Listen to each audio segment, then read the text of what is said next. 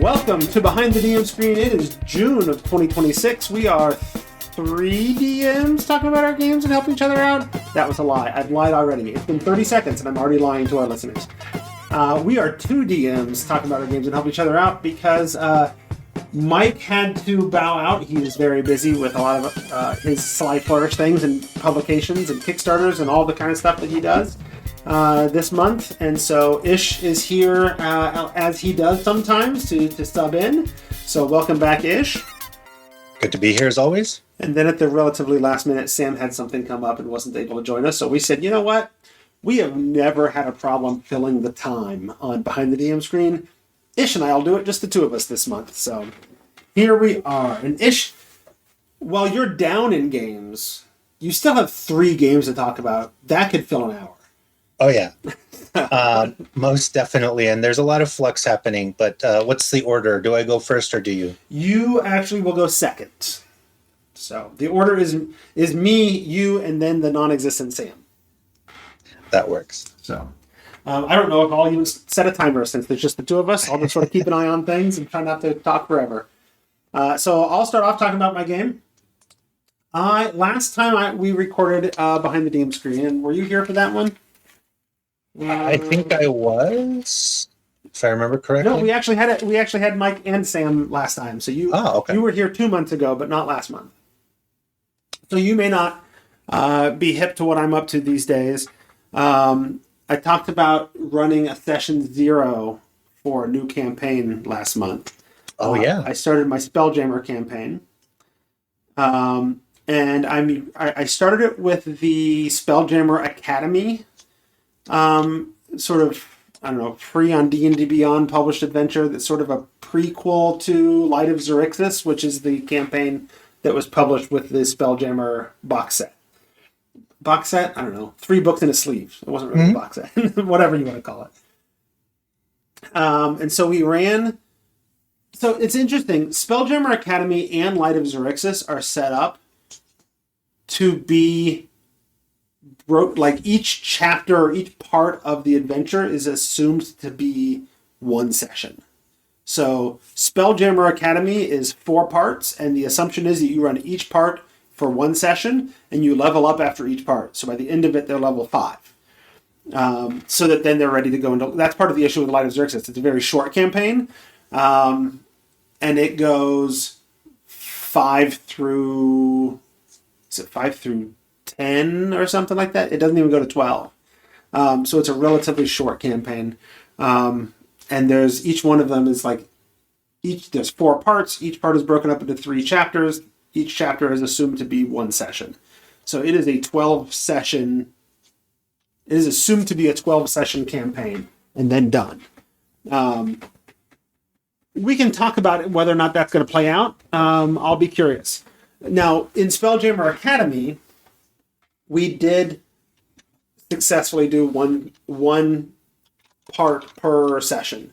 So it took 4 sessions to get through Spelljammer Academy. They finished at level 5. The players even at one point were like, wow, it seems like we're leveling really fast in this campaign. I'm like, okay, well, that was to get you to the level. Like, it's a bit of a speed run to get you to level 5, so then we can run the rest of the campaign. And they did it that way on purpose, but it's fine. Spelljammer Academy is the story of they are cadets in the Forgotten Realms Spelljammer Academy. One of the founders of the Spelljammer Academy was Mert, who you might know from Waterdeep Dragon Heist.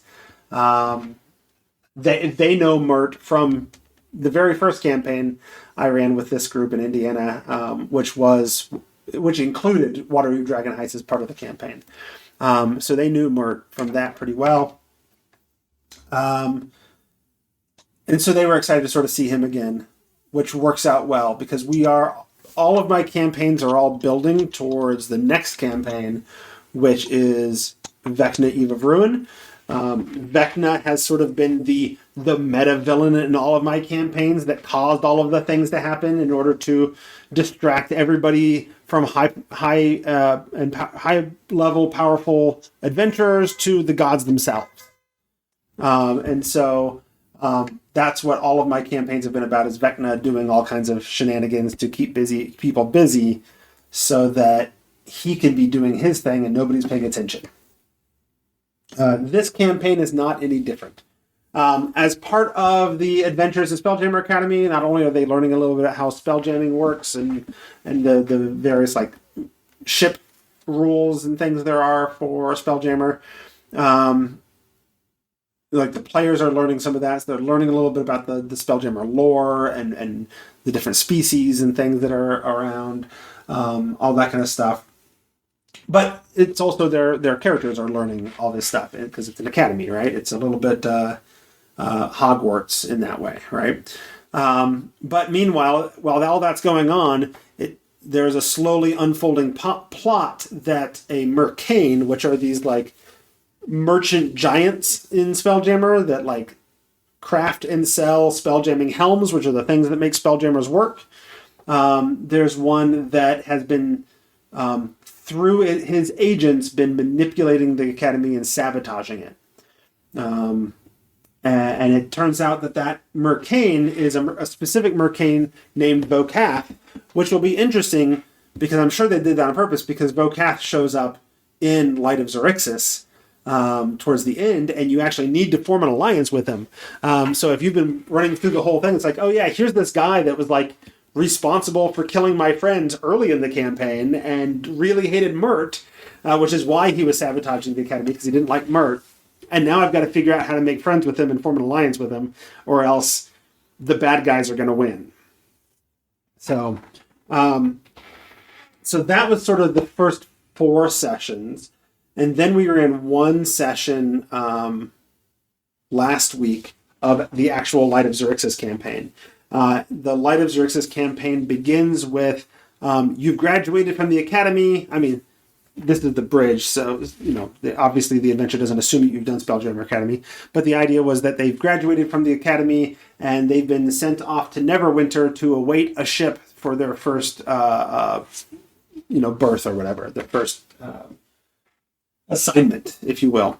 But while they're waiting for that ship to arrive in Neverwinter, crystal seeds the size and relative shape of coffins start flying out of the sky and crashing into the ground and sprouting giant, in some cases, giant like 1,000-foot high, 50-foot across crystal vines that start bursting out of the ground, and all kinds of shenanigans ensue. Some of them sprout smaller things, and they become what are called astral blights.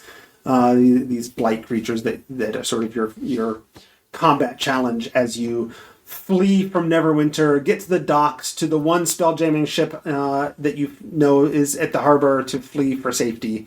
And they flee for safety. I had done some work to modify Spelljammer Academy to lay the groundwork for this. So in the campaign as written, it's just a random spelljamming captain who happened to be near them while they were having lunch when the astral rain happened. And they're like, oh, you should totally get to my ship and seek safety, just randomly. That this happens, right? It's a relatively goodly privateer captain, Captain Elena Sartell, with the first mate in Spelljammer, Flapjack, the Flumph, who wears a big fancy like pirate hat with a big feather out of it. But I decided that was a weak opening. Like, why would you trust this random person who says, hey, spend an hour running through this destruction and get to my ship so we can flee? So I tweaked Spelljammer Academy a little bit. Their first actual like in-space not simulation mission was to take a derelict beholder ship to a beholder planet, recover an adamantine asteroid, and get back with it. At one point on the way back, the adventurer has them being attacked by the Mercane Vokath, his agents. And I said, oh, this is an opportunity. Let's have the attack damage their helm.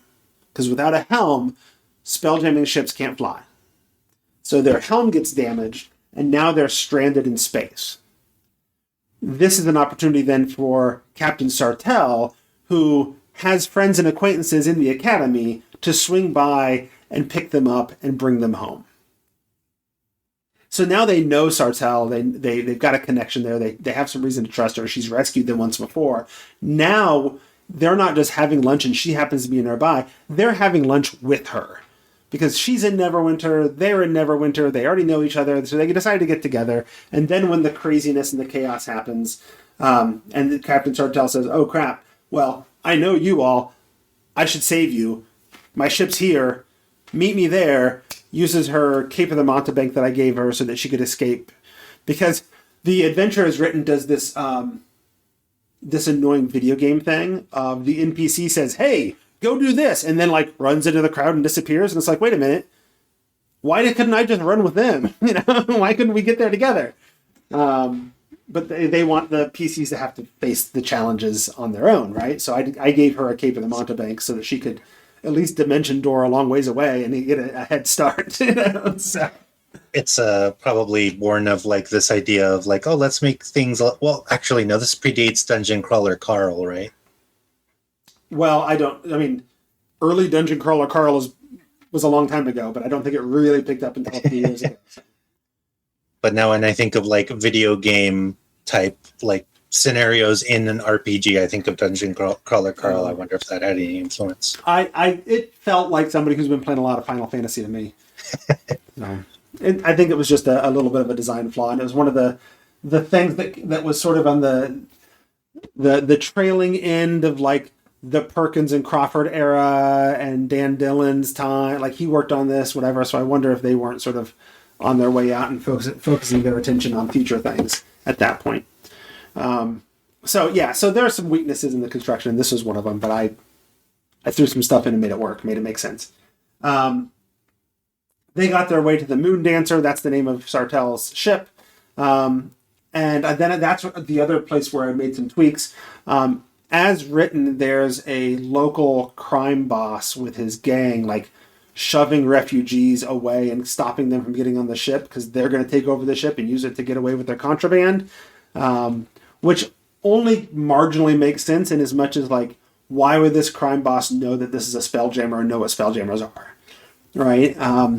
And if they know, then how is it that they're not freaking the heck out when the ship takes off into the sky and shoots up into space? So I had, instead of having this crime lord or crime boss trying to take over the ship, they were trying to get all their goods on and keep the refugees off because their goods were more important than people's lives. And it just turned into Captain Sartell being like, hey, these guys are making trouble. I'm trying to save lives and they're getting in the way. Can you all take care of them now that you're here? And so it was just another little combat fight that wasn't against just Astral Blight group after Astral Blight group, over and over again, which works out well because otherwise there's this whole storyline in the next few chapters of does the crime boss try to take over later on, or does he have control? And Sartell tries to take her ship back, and how does this all play out? What happens when they're attacked by the Astral Elf Empire, which is the big bads of the whole campaign? And all of that. I think it was just easier. If I'm going to have to deal with refugees, I don't want to also have to deal with this gang and the machinations of them trying to take over the ship and whatever, especially when you're going to get 3 chapters into this campaign and then the ship's going to leave you anyway and you're never going to see Captain Sartell and the Moon Dancer again. It's just not worth it to lay the groundwork of this struggle if it's not going to matter, very quickly. So I found Chapter 1, that was all of Chapter 1, is just the escape to the Moon Dancer, and then the Moon Dancer takes off. It's intended to be very sort of pulpy of an adventure, and so it ends, every chapter ends in a cliffhanger. And so this one, they take off, and oh no, there's another ship. We just had the shock of shooting up into space, and now there's another ship over there, and it doesn't look friendly, end of session. Except I got to the end of that first chapter and looked at the time and said, oh, we still have an hour of our time to play for the night. And we only have like 4 hours to play. And also the next chapter, which is dealing with this other ship, is just that one encounter. I'm like, that's not going to fill a session. What are they doing? So we flew through the first 2 chapters in 4 hours, and that was with probably an hour of just chit-chat and socializing.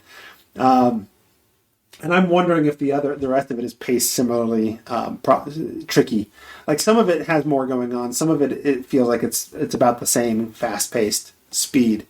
That encounter with the other ship is a Star Moth. That is the favored ship type for the astral elves of the Empire of Xerxes.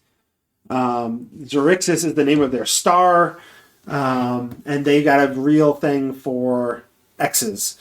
So the star is Xerxes, the Empire is the Empire of Xerxes. Their emperor is Zavin, and the princess is Zedeli. Or maybe the princess is Zavin and Zedeli, and then the emperor is another X name, and it's a lot of X names. And what they're starting to learn is sort of the larger arc of what's going on is that the Empire of Xerxes like uses the power of their sun, and it slowly drains it, and so every now and then they have to go drain all of the life out of a planet, which then once the vines absorb all of the life off of a planet, it in one giant burst beams it to their sun in the deep astral part of space to reignite their sun so they can keep doing their thing. And so if they want to save their planet, they basically have to end the Empire of Xerxes as we know it. But they're just coming to terms with that now. One of the other things I did in this campaign is I wanted to get back to something I have done in the past and hadn't done for a campaign or two now, in that I wanted to make each character particularly special. So I came up with a special customization thing for each character. I have 5 characters. We have the Plasmoid Paladin of Timora, the goddess of good luck. Plasmoids are like big humanoid amoeba things. I enjoyed the fact that this plasmoid is green and his name is Blue. I think that wasn't intentional. I think he originally just was named Blue and had and thought he was blue. And then I said, well, here's some possible artwork I found on the internet. Which one do you think best fits your character? He says, that one. I'm like, haha, I enjoyed the fact that your name is Blue, but you're green. So him in Spelljammer Academy, I had him find a book that I created called The Gambler's Guide to Wild Space, tying in the whole luck thing and the Spelljammer thing and all of that. And each of these has at least a small mechanical benefit. So with The Gambler's Guide to Wild Space, that he's actually deciphered at this point like 3 different maneuvers that he can do from the book. But he has to pick which one he wants to prepare each day. And they're relatively minor things. It's like add a D4 here or do this thing there or whatever. But they're relatively minor things. You can do it once a day.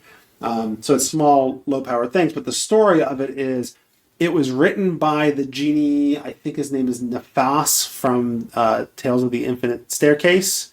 And it was written by him, hundreds of years ago.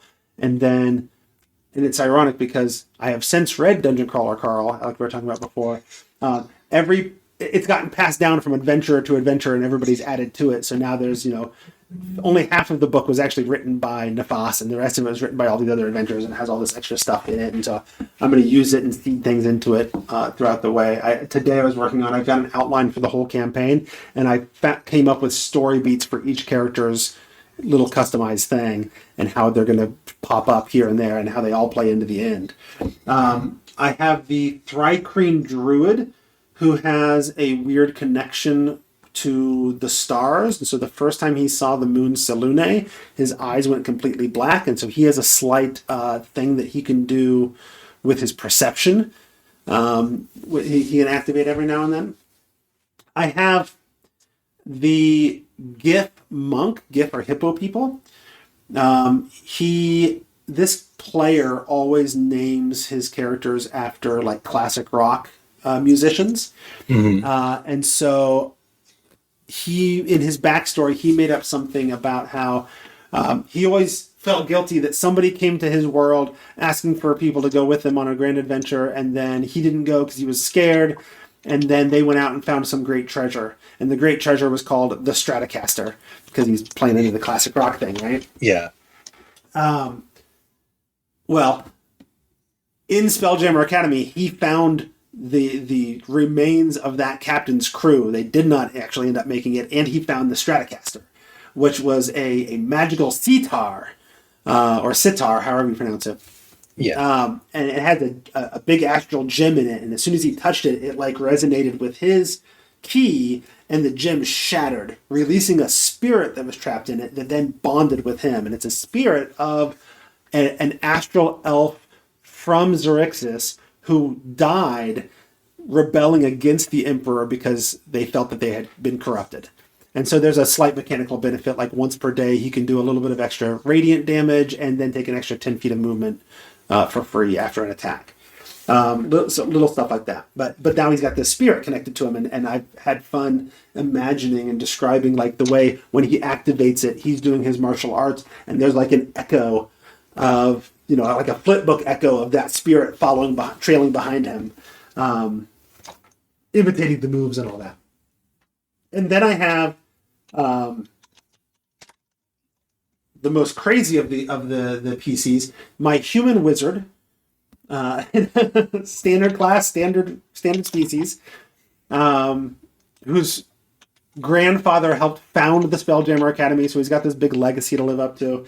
This is a player who's, for multiple campaigns, really wanted to have a pet dog, particularly Hellhound. And he almost made it work in Avernus, but Hellhounds don't want to be trained by mortals, right? That's not how that works. So inevitably, it eventually betrayed them.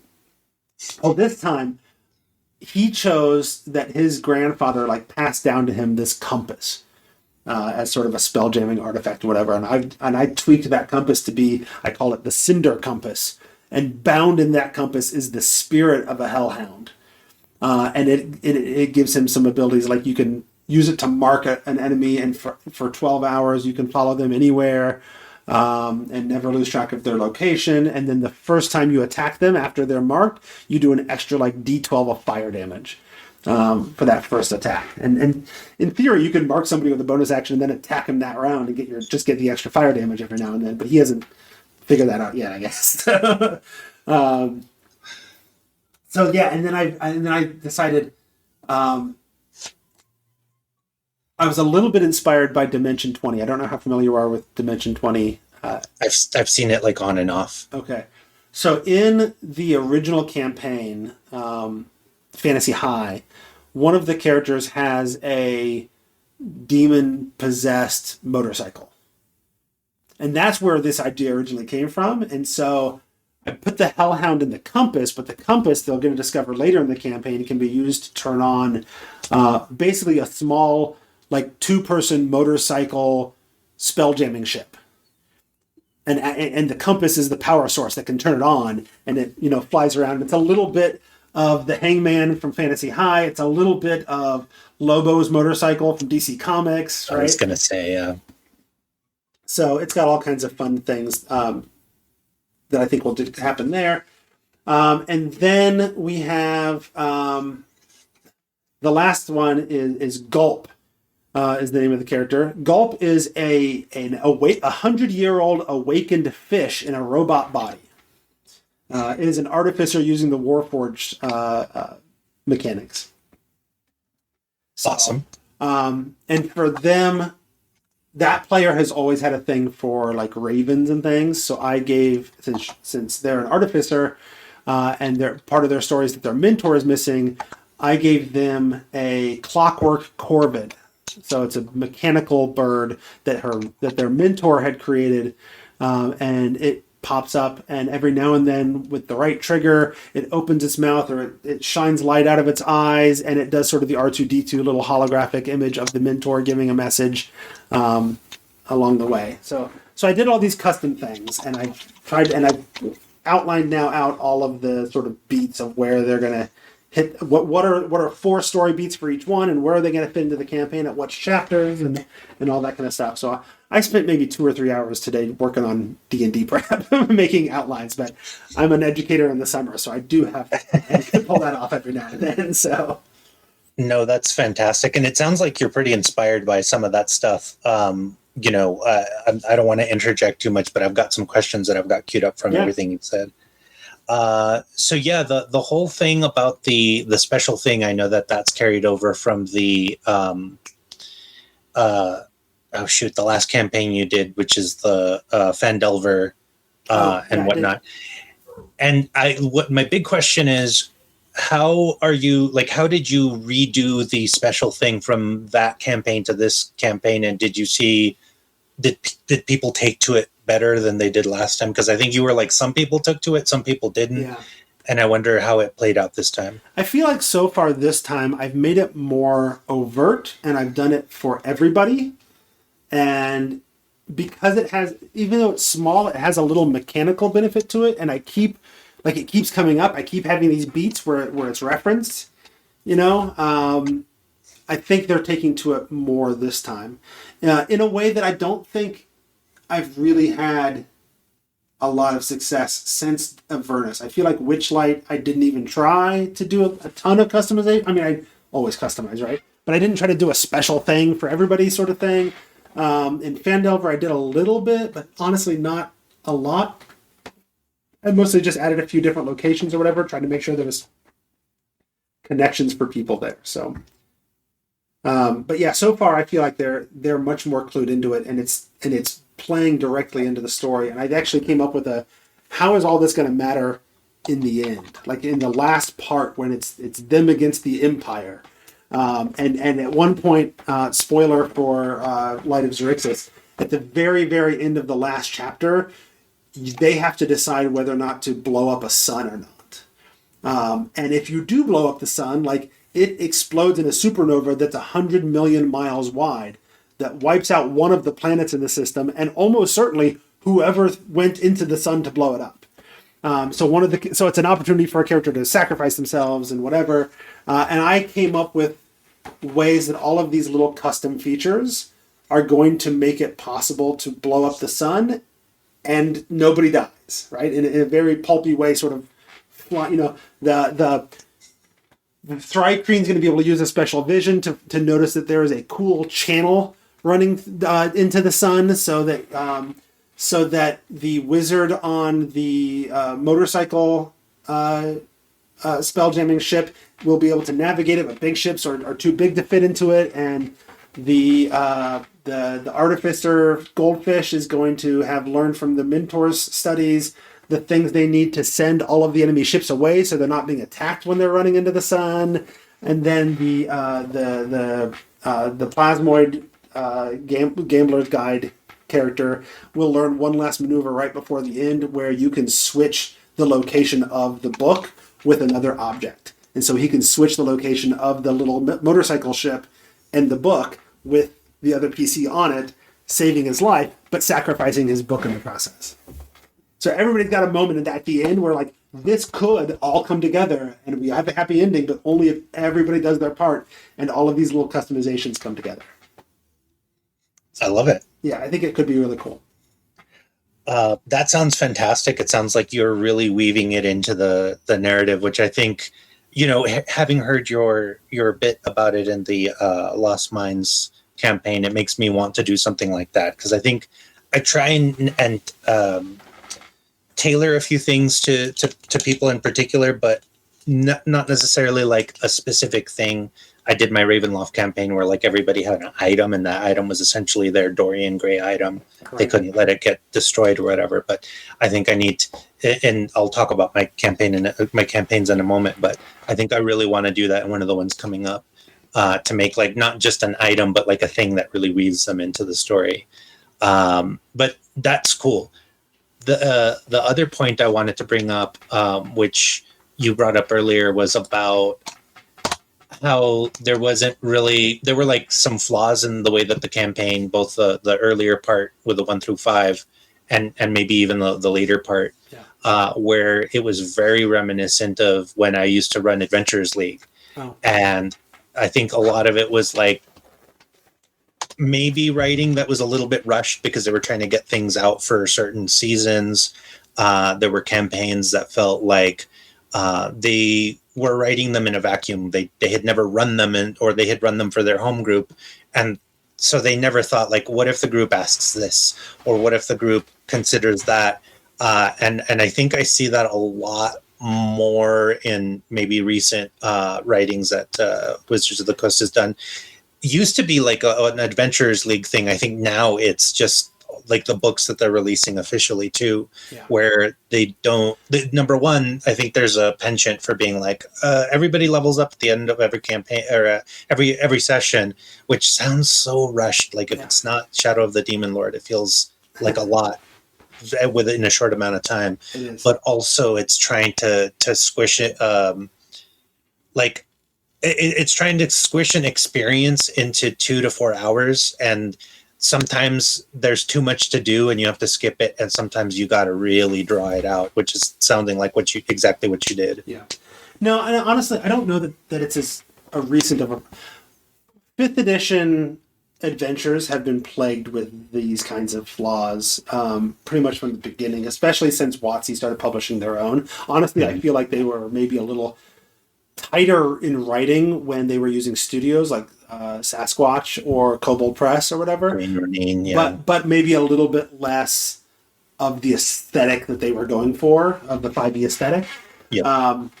So there's an in-between there, and I know from experience, because I spent over a decade as one of the playtesters for WotC. They don't playtest like the narrative through. Like anytime we got playtest, it was like, hey, we need to make sure this encounter is balanced, run this encounter. And there was very little of testing, like, or even having people do a just from a different perspective, do a thorough read through to be like, hey, these are, a lot of these problems I can identify from a thorough reading without having to actually run them. And then I find other problems besides, the ones that I found when I read were true, and then I find other ones when I actually run sometimes too. But I'm an experienced DM. It's less of an issue for me. I'm more worried about the newer DMs that are coming in and they're having to figure out how to fill these gaps or jump over these holes. So. Yeah, and so I have not looked through the new Dungeon Master Guide 2024. But if it's not in there, I think it's not. You can't teach it exactly. You can't tell people like, "Hey, look for these story beats," because your players are gonna make your life hell if you don't connect point A to point B. But it also just helps to maybe list things where, hey, your players are going to ask questions. Sometimes you just have to think like, here's not like a list of excuses you can give them, but like, if you're going to connect these things that are not connected, think about how it moves the story forward. And I mean, I don't know, we could probably talk about like DM advice in that very general sense all day, but like I wonder if there's any of that in the new book. Back in the day, Tracy and I read a book from Robin Laws called Hamlet's Hit Points. And it was him talking about constructing your games using story beats and what have you. And this is the first time I've ever actually really thought through story beats and how they functioned. I'm not doing it in the Hamlet's Hit Point style. It was just too complex for me to really like figure out how to do well. Because he talked a lot about like there's different kinds of beats. There's up beats and there's down beats and there's these beats and there's those beats, and you should have a good mix of these, and this kind of beat should never follow that kind of beat and whatever. It's like, oh, well, that's really good. And then he went through a bunch of examples, and that's where he got the title. Let's look at Hamlet. How does the story of Hamlet play out? Here's all the beats, and here's how you would chart them out and whatever. And for a while, I tried to see if I could do that on the fly. Like I kept index cards behind my screen with like upbeat, downbeat, whatever. And every time one of them happened, I'd just move it to the other side of the table. And that way I would know I've already done some of these. I need to do some of the others or whatever, just as a little reminder, visual reminder. But even that became too much to try to track while also doing all the other things that DMs do. So, but I enjoyed going back and doing beats and constructing things in this way. This may be the most controversial thing I say, but one of the things that was very helpful was I used Google's Gemini AI, but specifically they have a service called Notebook, where you can feed it sources and it references your sources when it's generating stuff instead of crawling the web. And so I fed it specifically like the official chapters and the PDFs of the DMs Guild stuff that I bought that are supplemental to the adventure and have advice on it, some advice websites from people that have run the adventure. That's all I fed it, right? And so then it was like, and then I just used it as like it's gonna. I could create an outline of everything. That's gonna take forever. You make an outline for me.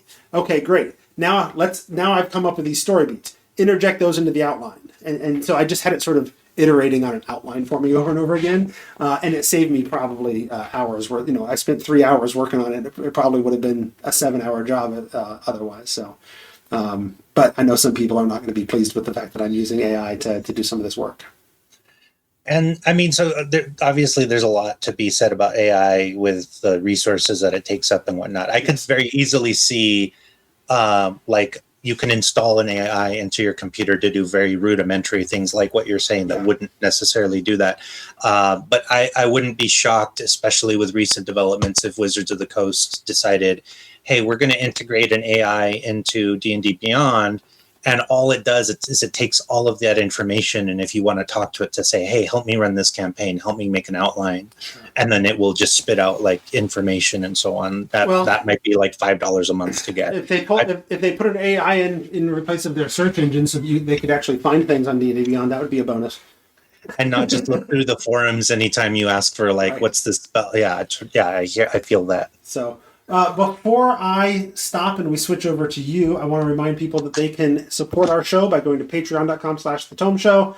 And for as little as $1 a month, you can help us, help me pay the bills and do the things I need to do. Pay for a paid version of the streaming service so that we don't get cut off. All right, let's give Ish some time to talk about his game. So you said before the recording, you're down. You used to have like 8 games, 9 games a week, and now you're down to 3, which is a reasonable human amount of games. Yeah, I mean, so I've talked to a lot of people over the last, 4 years, I guess, and they are just flabbergasted. They're just like, I'm looking for a game. Like, I want to be able to play some Dungeons and Dragons. How many games do you have going? And almost anywhere between like essentially 6 and 11, depending on when you ask me. And they're just like, how do you do that? Like, what do you eat? Like, how much do you sleep? But as of recently, a lot of campaigns ended, a lot of different things happened. I've people who have recently listened to some of the episodes that I've been on will hear that, like, I have decided to end games for various reasons, or there was just like a natural kind of point for them to end and so on. And so, I can go through my week as I do, but there will be many fewer days that I'm running games. I'm still playing and like I've replaced some of the running days with playing days, which I think the last time I was on, it might have even been Sam that says, like, you're still playing D&D. Like, these are days that you were still involved. And I'm like, well, yes, but it's a less of a cognitive load. But you were talking during mine about how you want to try to start doing things like customizing a little more to the individual characters and players. Yes. It's tough to do that when you're running too much, right? And this is true. I'm dedicating hours per week to prep one game to make it as good as I can.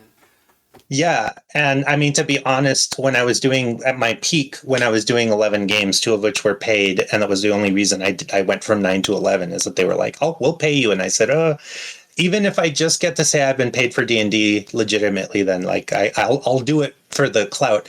But when I did that, it was so much seat of my pants. Like, I couldn't plan anything. There was a short amount of time that I would stream myself planning, because otherwise I wouldn't give myself the time. But it will give me time to do those things, and I've found myself doing it more. So talking about starting on Monday, So Monday used to be the one-on-one game with my fiance. We actually ended it. It lasted 3 years. Oh wow.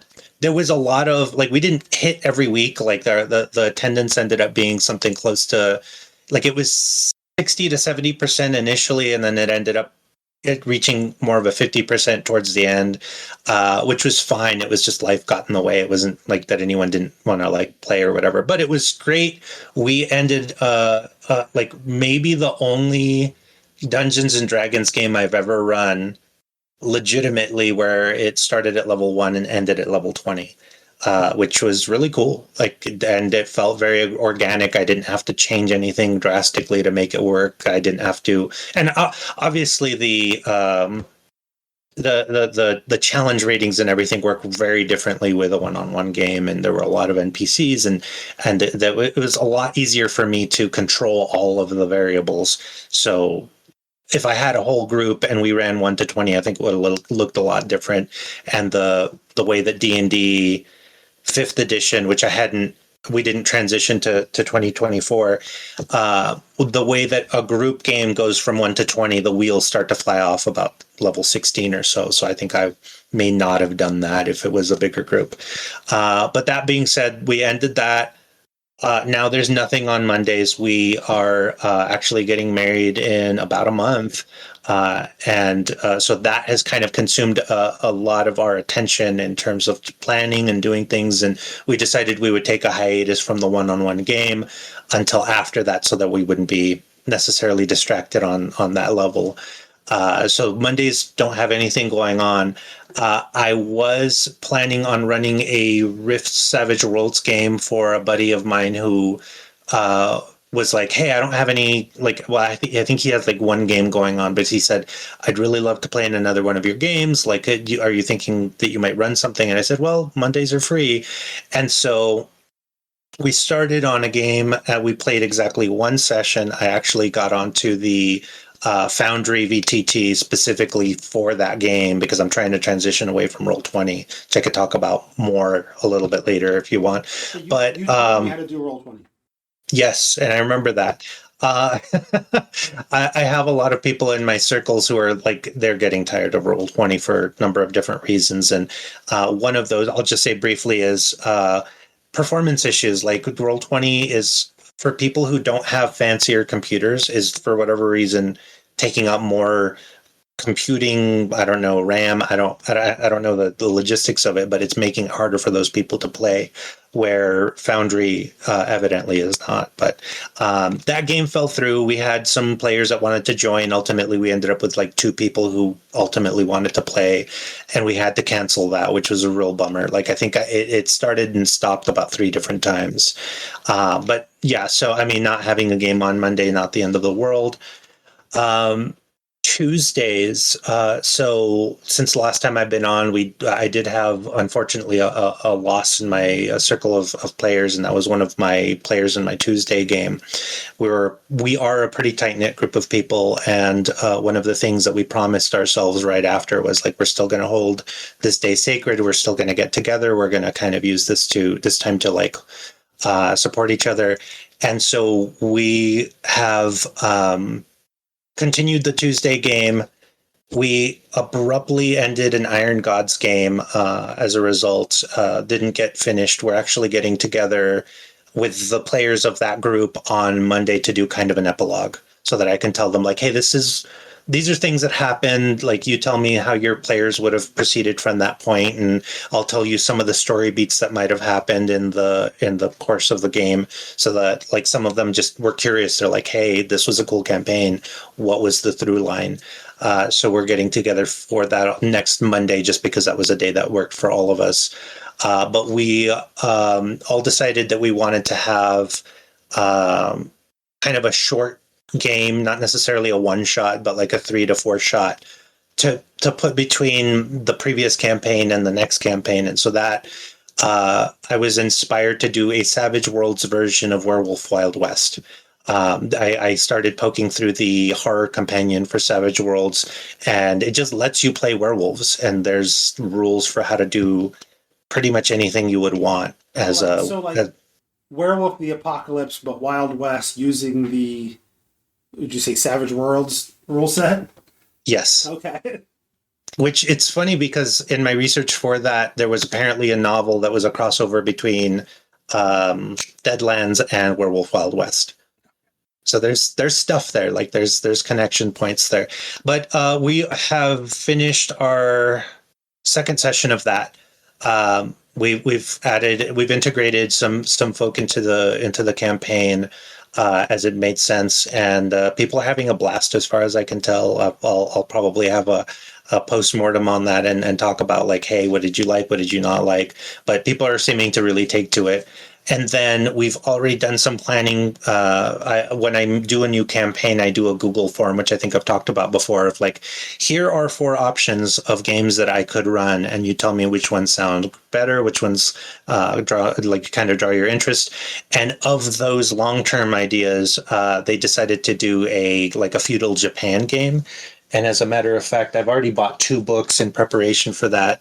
I don't know if you can see this, but there's this book called Shogunate for Savage Worlds, and it's weird because people recommended it to me, but there's no PDF available of it, so I had to buy it on Amazon sight unseen. But it's really good. I got to dig through it recently, and it's exactly what I needed. It's set exactly in the time frame that I needed it to be. It's got monsters that are relevant to the way I want to run it, so it's like somebody just went back in time and made it so that I would have it. Yeah. And so that's Tuesdays. Wednesdays, one of the only games that I have a through line for from the last episode I was on is Demon the Fallen, so it's a World of Darkness game. We have steadily lost a handful of players for that game, for that campaign. We had one player that had to drop out because of work obligations, which is totally understandable. I was able to add a few people from I was trying to get more people so that we had enough people to play. So I started kind of drawing from far and wide and got some new players. One of them ended up being very angry that I wasn't giving him enough attention during the game. And 2 games in, he was very upset at me and sent me direct messages saying like, you screwed this up for me and I'm not having any fun. I'm like, I'm very sorry. And he just kind of like quit and blocked me, and I'm like, I think to that end, one of the things I want to talk about is like, how do you find new players when they're not like in your friend circle? How do you find new players that aren't just going to be volatile? And I've had this has been 20 years going. I've tried to find new players, and about 80% of the time you run into people that are like, wow, I would never hang around with you outside of this. And there's a pretty good chance I don't want to do that inside of like the bounds of running a game. But I mean, anytime I've added a new player and it's been more or less random, it's almost always gone poorly. Like, and maybe not poorly. Maybe they stuck around for a couple of sessions and said, okay, well, this isn't really for me, thanks. And, and that's, so oftentimes it ends amicably. But it's never turned into it seldom turns into a long-term thing. I do have one player in my group right now who wasn't exactly random, but it's somebody who works on my campus who like heard I did D&D and came and talked to me and said, hey, got a seat? Can I join? And sort of ended up with us at that point. And he does a nice job of being like, he's a bit of a chameleon. Like whatever type of game is going on, I'm going to find a way to fit in. And he's gotten along pretty well. His schedule's a little bit of a problem, but he's fit in with the group pretty well. The other players, I've had 2 other players that I've added to the group since we've been here. Well, 3. One went poorly, and it was a coworker in my department, so that was even more of a thing. He was having fun, I think, but the rest of the players were not having fun with him being there, so I had to disinvite him. We had a coworker who was in my cohort. We were hired together. He was great, but then he got married and moved away. And then we added a new player who I actually had met. So he's a listener of the show, met me very briefly at Gen Con after one of my kids was born and gave me a plush set of dice for me to take home for the newborn kid. And then when I was talking on the show about moving to the South Bend area, he's like, "Hey, I'm in the South Bend area. If you ever need a player, let me know." So several years later, we had an open seat at our table, and I'm like, "Hey, let me see if I can find that email from him," and I did. And now he's joined us, and he's actually been a great addition to the group, and has been with us through. He's in his fourth campaign with the group now, so it's been a while. Fantastic. So that sometimes it works out. Sometimes it doesn't. A lot of times, if it's more of a random, it doesn't. If it's somebody I've gotten to know before we start playing games together, that tends to work better. When it was the guy that I kind of knew from the podcast and Gen Con, that went decently well. When it was the coworker that I worked with for probably a year before he came to join the group, that worked pretty well. But when it's the random people, that oftentimes doesn't work well. That said, my whole group is random people. I went online before I moved here and said, "Hey, I'm a DM looking for a group. I don't have to DM whatever people want to do." And I happened on Reddit to run into somebody who's like, "Hey, we're a group who just lost our DM." Well, there we go. And we got together at a bar or something beforehand just to get to know each other a little bit, play some card games, see if there was some compatibility there. And at least 3 of those 5 players are still going strong with the group, including the one who found me on Reddit. So, and I'm not a Reddit person. It's amazing that I just happened to I'm having trouble finding a group. Let me hop on Reddit.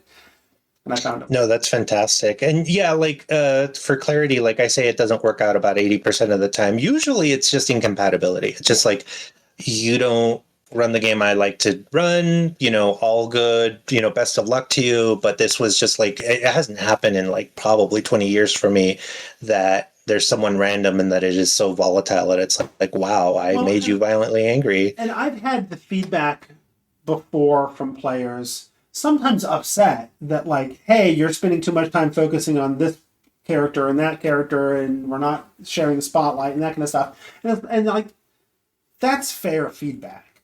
Mm-hmm. But giving the feedback and then rage quitting, it's like, okay, but now I can't do anything about it. Like, sorry, I didn't know. It was only a couple sessions. Let me let me try to do that.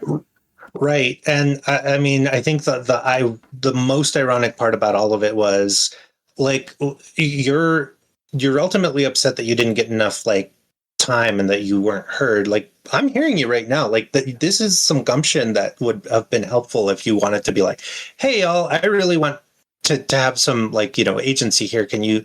But when it was one-on-one with me, that apparently was the time. It was like, "I'm going to yell at you." Well, I mean, it was typing, like, "I'm going to be angry at you," instead of like, "Hey, can I just like get a word in edgewise?" Which, I mean, I know that's just basic human interaction. Like, I'm not upset with this person. Obviously, they just didn't know how to communicate, which is really sad. I find that's a maturity issue a lot of times too. And it has nothing to do with the age of the person, but the maturity of the person. And I've had people that are like that, and I don't like having those people in my lives if I can help it. There's some people that I've had in my gaming groups that create more drama than is necessary. My current group, it's actually pretty chill, and if there's a thing, like, we talk to each other and we're all pretty mature about it. Like, "Hey, yeah, I know, I understand that," and they're like, "Yeah, I appreciate that you're listening," and so it's.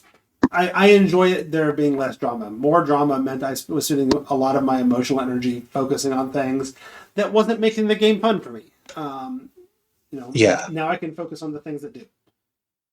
Absolutely. And yeah, in my return to World of Darkness, I'm realizing that it's inherent, right? Like, if you go looking for World of Darkness players, they kind of feed on drama. That's what? It's not everybody, but it's some. It is stereotypically the game system for the theater kids. Yeah, yes, it is. So there is that. But so that's Wednesdays. We lost some players, but we still have enough to keep going.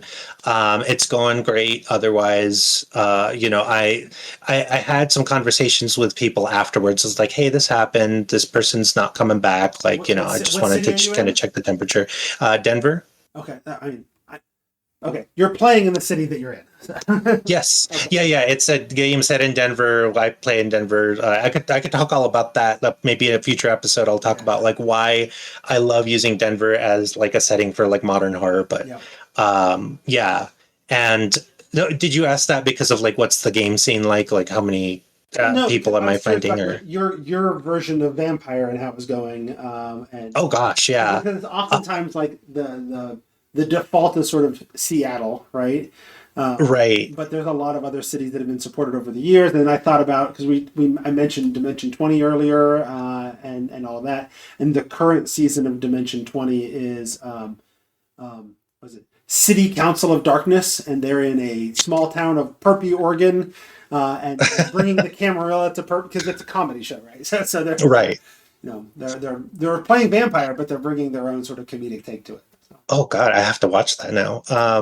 See, I feel like I'm always about a season behind on Dimension 20, where I'm like, okay, this premise kind of clicks with me, this one doesn't. Just to give you an idea, though, for kind of like what Denver looks like in the World of Darkness, I've been following some World of Darkness threads on Reddit, and someone said, hey, in the World of Darkness, what's going on at Denver International Airport? And the thread went a little crazy of like all of the different things that Especially at Denver International Airport, there's absolutely. gargoyles and devil traps and all kinds of stuff in the airport, right? Yeah, there's a big statue of a blue horse that's colloquially known as Lucifer that actually killed the man who made it. It's a whole story. And so, yeah, there's so much, like I could have a whole game just in Denver International. Oh, sure. It would be, but so there's fun things to do. And I think a lot of people, like if you're not from Denver, you don't understand kind of like why it's interesting, which makes sense. Like I'm not from Los Angeles, so I've been there, but I would have to take someone's word at it, like why it's a good place for a vampire game. I know there's an LA by Night, but like there's so much for people who are in Denver of like, hey, tonight's session is going to take place at Casa Bonita. Nice. And so on. In Denver last summer, I should have reached out and gotten together. Oh yeah, I mean, if you ever find yourself over here, we were flying out and going to Breckenridge for a week, so. Oh, nice. Yeah, I have a friend who's doing exactly that. I think there's some like Oktoberfest thing happening like up in the mountains. But yeah, absolutely. Anytime, just hit me up and I'll be happy to hang out, show you some of the good places to go. Not Casa Bonita. It's not a great place to go. I went when I was in high school once. It was fine. Yeah, it's aggressively okay. So anyways, that's again, I would love to talk all about the World of Darkness and how I run my games and so on, because that could be a whole episode. But as you're narrowing down your games, you'll have more time to actually talk about these things. And absolutely, yeah, now I'm doing more research. I'm spending more time thinking about how I want to implement things. I'm buying books just for the campaign to be like, okay, I'm calibrating things to make so you're right, like, this is kind of the secret sauce of like, okay, I could run 9 games and most people will be kind of happy, or I can run like 2 or 3 and really like hone that experience. Which, or at least do it for a while and see which style you like better. Yeah, and so I was talking earlier about how like I might add a game, I might not, but I think I'm erring on the side of like I might not look for another game. I might not try and like gather a group of people for like, because I have a list of things I want to run. I have a list of things that's like, if I could, I would run these games, but I don't have to. Like I could just leave it alone and just see how this plays out. And I even thought about streaming too. Like, do I stream my my planning process like I used to? Do I stream video games like I used to a million years ago? So, I mean, I'm playing around with all of those ideas and being able to read more books, which only informs my dungeon mastery better. Do more research specifically for the game. So that's definitely a thing to do. Or get this, spend more time with your fiance, soon to be wife, and don't worry about gaming all the time. No, and that's true. And I mean, and that was kind of part of it too, is that like most of the games that I play, she was in and she was very happy to be in. But yeah, there's also that. There's also like, well, I mean, for what it's worth, like I want everybody to know I spend lots of time outside of the games with my fiance. I don't know how. Good.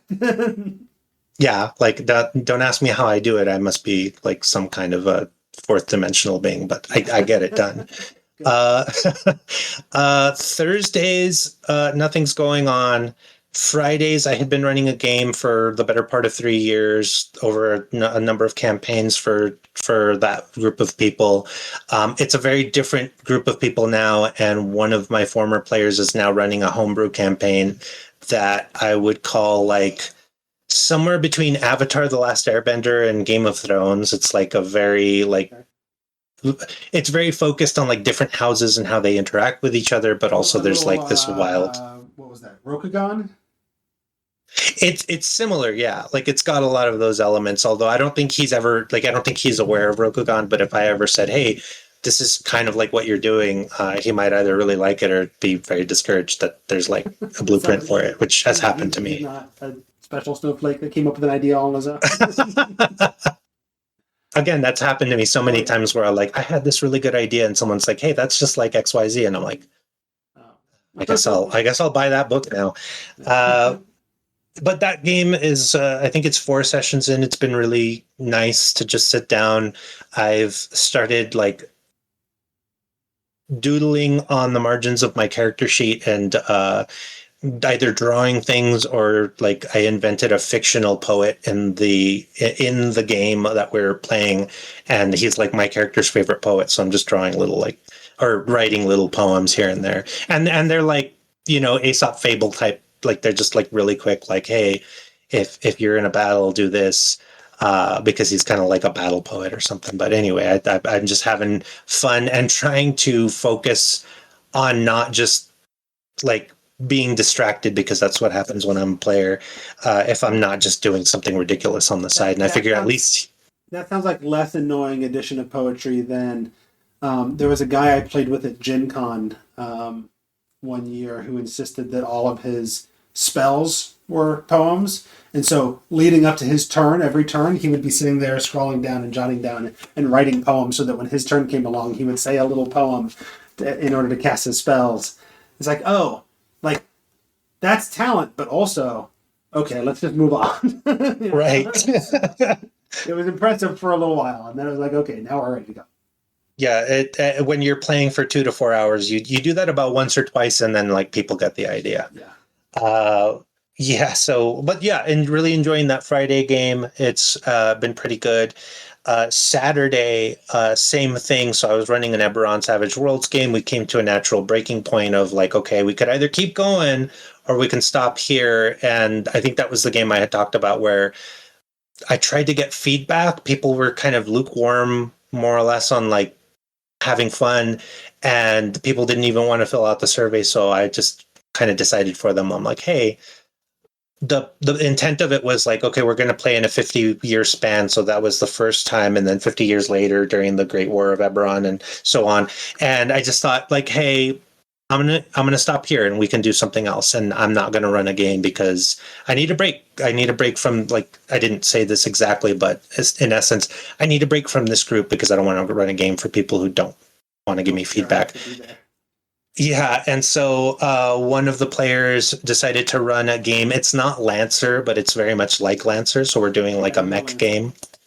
It's like you're a mech, like a giant robot jockey. I'm trying to remember the name of the specific game, but I mean, you get the idea. We're all giant robot pilots, and it's Gundam the RPG. Essentially, yeah, and I think even it's one of those where it was very wish fulfilling, and I think a game in a way that works, which is like one person got to be like a Gundam pilot, and one person got to be like a Robotech pilot, and one person got to be like a Mazinger pilot. Like, so we all kind of got to do our thing, but we're all playing in this. I guess I would call it like it makes me think of if a mech game was. Oh shoot, what's the game where it's the different realities merging into each other? I don't know why I'm blanking on this. Torg. Okay. It's like if Torg was about like mech, like Gundam and other mech series, like you just kind of smash them all together. You run Rifts, and it does some of that doesn't it? It absolutely does, including, well, up until recently, officially Robotech, but yeah. So yeah, I mean, we're all familiar. Like we're not strangers to those concepts, and so everybody was kind of excited to do it. And I'm like, okay, great, and I'll play Mech Pilot 2. So we've gotten about one session of that in so far, and no hard feelings. If they weren't excited about my Eberron idea, that's fine. But now we're doing something that they seem kind of jazzed about, and I'm happy to offload that cognitive kind of energy. The downside of having more time to prep games is that it does make it hurt more when the game doesn't work. Because it's like, oh, I spent hours prepping this and thinking about this and crafting all the stuff, and it's just not going anywhere. It's not hooking people. That hurts a little more, because I poured more into it, Yes, so I'll have to brace myself for that. That's a thing. It's still not worth it. It's okay to just right. What is it? They say in writing to be prepared to kill your darlings, right? Oh yeah. It's okay. Like, you're going to be a better designer, dungeon master, storyteller, whatever, because you've gone through the process over and over again, even if those games didn't go.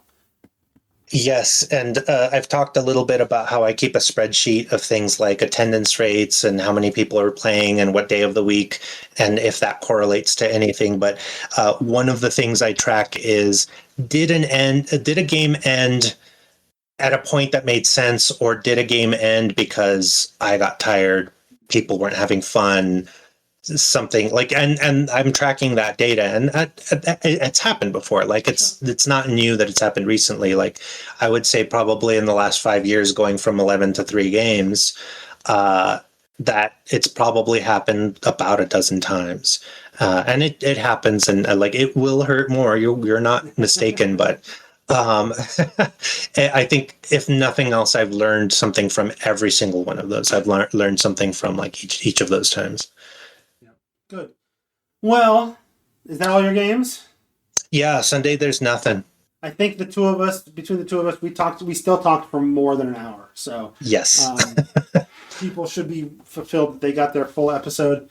I want to let people know, if you want to find me online, you can look for Squatch, SQUACH, on whatever social media you want to find me on, although the Tome Show's Discord is probably the best place to hang out, because it's an awesome little community of people who are generally very positive and ready to talk about whatever it is you want to talk about. Ish, you are Elven Wizard King on almost all of the socials, is that correct? That is correct. And so you can find Ismael Alvarez as Elven Wizard King. And we did half of this episode streamed, so check out our YouTube channel or our Twitch channel. That went fairly easy, so I might just do more of that. But if we're going to do more than an hour long for the session, I have to start paying for it. So all the more reason to go to the Tome Show or patreon.com/the Tome Show and throw in $1 a month and help me pay those bills to be able to do that stream. So, all right, well, that's the end of Behind the DM Screen for June of 2016 or 2026. So say goodbye, Ish. Goodbye, Ish.